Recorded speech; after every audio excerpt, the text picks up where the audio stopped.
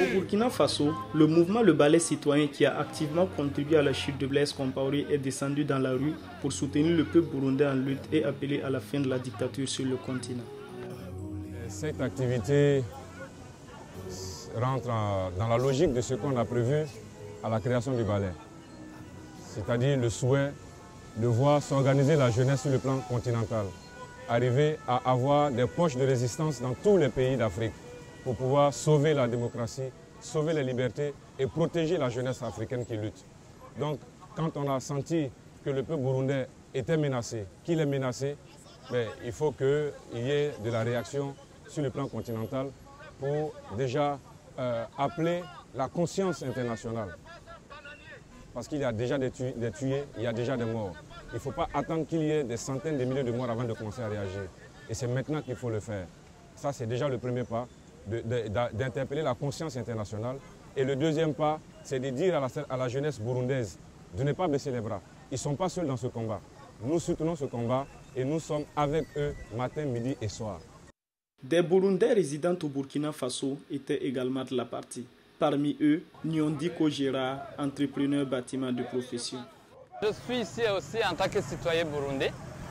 Et quand j'ai vu l'information que le citoyen burkinabé, le Balai burkinabé allait soutenir le peuple burundais, je me suis senti interpellé. C'est pourquoi cette matinée, je suis venu me joindre à eux. Parce que ce qu'ils sont en train de faire, c'est le même combat que nous sommes en train de mener, même si nous sommes de lui, il y a nos familles, il y a tout le peuple burundais qui est dans la rue.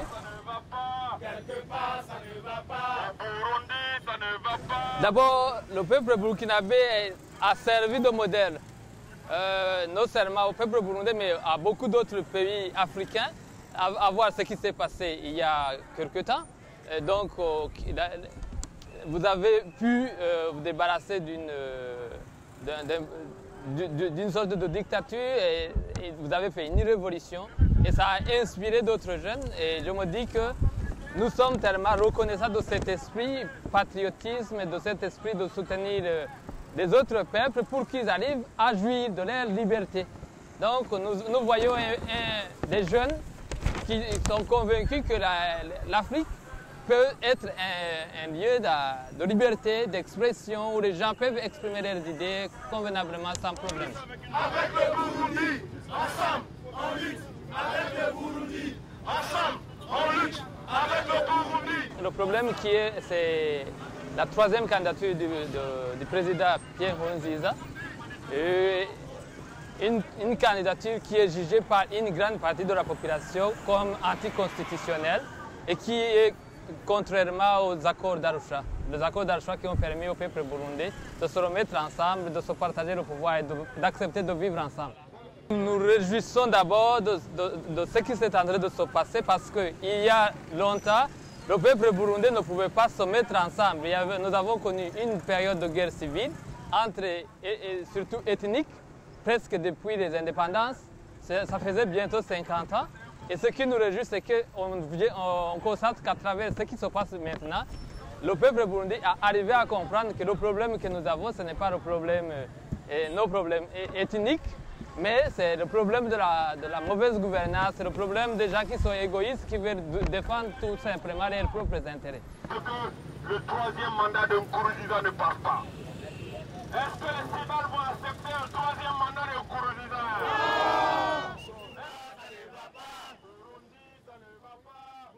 Ce qu'on a apprécié, que tout le monde a apprécié, c'est la position, l'attitude que l'armée a pris face à ces troubles qui se réalisent actuellement au pays. En tout cas, personne ne sait comment la situation va évoluer, comment la situation va... Mais ce qui est triste, c'est qu'on voit qu'actuellement, on constate que la police continue à tuer sur la population, non seulement la police, mais accompagnée par la milice du pouvoir, donc les Imbonerakure. C'est ça qui inquiète. Malgré les coups durs, Nyondi Kojera reste optimiste. Il croit à la force du peuple et à un avenir radieux pour son Burundi natal. Nous, on se dit que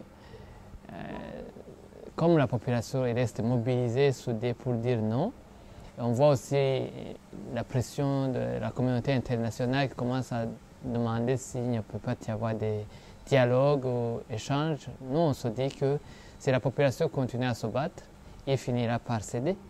Parce que normalement, je pense que même s'il veut régner, il va gouverner s'il y a un peuple, si le peuple le veut. Donc, je suppose, on a l'espoir, on va tenir. Et je pense que la population est déterminée et tient. Et il doit finir par céder. Droit Libre TV, la web télé 100% droits humains, 100% liberté d'expression.